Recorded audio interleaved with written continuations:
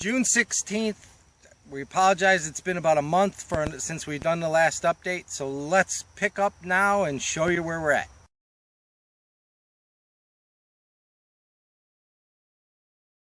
It's been at least 5 weeks since we've last done an update, and boy have we been working hard. Let me tell you this, when I started, I actually had hair. That's how hard we've been working. Now, one thing we learned is we're gonna learn things every day here, and it's nothing like gardening in Chicago. We've got things that we're proud of, we got things that we're not proud of. Bear with us, let's go through the whole garden, we'll take a look at what we have. Please excuse the mess. What we've decided is that the format that we're using is to build and then come back and refine. And because we're in our initial build out, it's taken a lot of time to build, and therefore we haven't had the ability to weed as much as we'd like to and things of that nature. But let's take a look. If you recall, we've been working with no electric and no water. We've got 2 IBCs that we're collecting water from a spring nearby and using that for our irrigation. So you'll see here we have drip tape, and we'll pick up later on the irrigation and fill you in on that. But let's take a look at our leeks. As you'll see, the leeks are coming along nicely. We started these from seed back in February, which we should have started them in January because we're 2 growing zones further south than we were. But they're coming along very nicely. The thing about leeks is you want to hill them as they're growing so that it keeps this area blanched and white. You'll see a little bit of dark coloration. This is actually leaf mold that we sifted from a leaf pile that we left sitting through the winter, and we've been using that to add some nutrition and also to hill with. And we take a look at our onions here. We've got there's approximately 300 onions in this bed. There's some red onions on the outside of the drip tapes, with bunching onions on the inside, and on these are Cabernet Red from Johnny Seeds, and then on the far end of the onion bed we've got candy onions, Johnny Seeds. We're in a short day environment. Everything is growing nicely. We don't have a lot of bulbing yet on the onions, but they're definitely taking root and setting their feet very nicely in here. Our last bed, we're continuing to put some small onions that we have left over from seed. Again, please excuse all the weeds.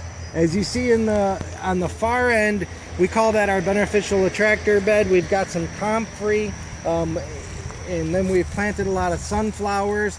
And if we look closely, we can see that there's definitely some basil here, and cilantro back in here, nasturtium. We've got alyssum in spots to help attract some parasitic wasps, yarrow, and we've got some other herbs down in the other end. We've got some sage, some thyme. We're also going to put some oregano here, and we've got compost piles where we're removing weeds and excess garden refuse and putting those in our compost piles. Let's go.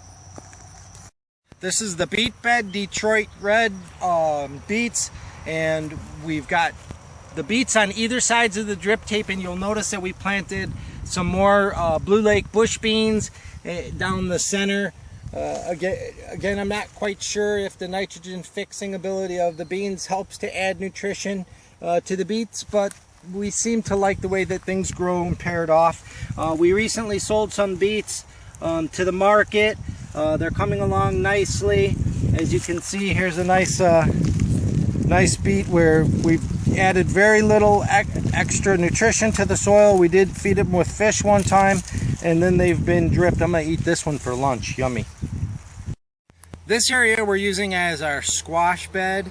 Primarily we have crookneck squash in here at the moment. If we take a look here, you can see we've got some nice blossoms. The plants look nice and healthy. This area was originally covered with black plastic to kill the grass. Once the grass was dead, we covered it with wood chips and planted right into it. We decided early on, because of the area that we had to cover, and we didn't have compost available to us unless we bought a semi-full for close to $1,000, that we were going to make the attempt to, we can't even call it sheet mulch, but we were just going to cover with wood chips and then try and diagnose on the way what nutrition needs are going to be required.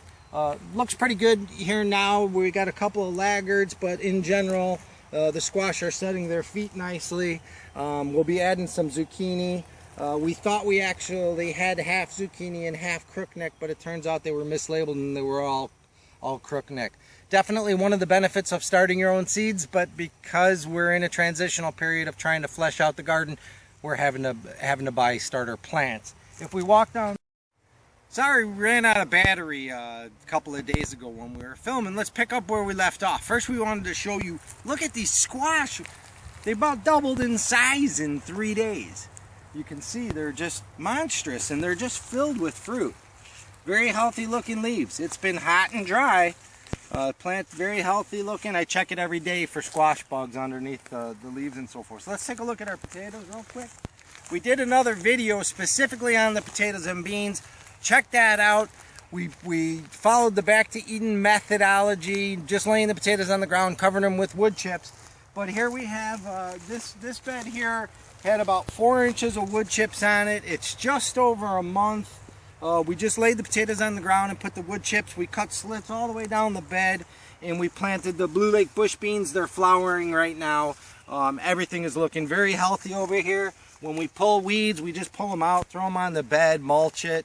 Let's go further. So here's a bed of Blue Lake bush beans just by itself, and on the other side of that you can see an area of beneficial attractors that we're using comp-free. We've got some lavender, we've got some sage, we've got some more yarrow in here, and let's take a look at our peppers and tomatoes behind. We've had mixed results in this bed. We've pretty much determined, as I mentioned before, that we've been buying starter plants because we're in a transitional period this year. We've done anything between 4-inch peat pots down to 6-packs. And we've pretty much have found that the results from planting 6-packs into a freshly wood chipped bed have been a little bit substandard. You can see these plants are beautiful. These were in 4-inch pots. We've got lots of fruits on them, different kind of peppers, chili peppers. These are all bell peppers, golden bell, red bell. You can see they all look very nice and healthy. Nice shiny waxy leaves. In the larger pots they've worked out great. As I've said, we've got hot banana peppers. Excuse me, these are sweet banana peppers right here. So we got nice sweet banana peppers. We'll take a look over here. We'll look at our tomatoes. These are some plum type, Roma type tomatoes we can see in here. There's lots of tomatoes on the vine. Nothing has ripened as of yet. We tend to water. Right now it's been hot. We haven't seen any rain for about 2 weeks, so we're watering every couple of days, giving them just maybe about a half a gallon per plant, trying to keep everything alive. We're really feeling the pressure of not having a well here or electric, but we'll see how it goes. And as we said, there's been a lot of pressure on the plants that were coming from 6-packs. These plants are probably about 3 weeks old or more, 4 weeks old, and they're just really having a hard time finding their feet. We continue to water as needed when the soil seems moist. We add some fish fertilizer in as well, but I think the lack of a defined and well-matured root system when they're put into the wood chips really is not a good thing. We have more tomatoes, black prince. We plant mostly open pollinated heirloom, yellow plum. These are Brandywine tomatoes. They were in 6-packs. They are approximately 5 weeks old, and we've been planting as we've been able to acquire, and you'll notice they're somewhat small. They were in 6-packs. They were tall and leggy, probably about this tall, and when planted we buried at least half to 5/8 of the plant. They were only about this tall. They're just now finding their legs.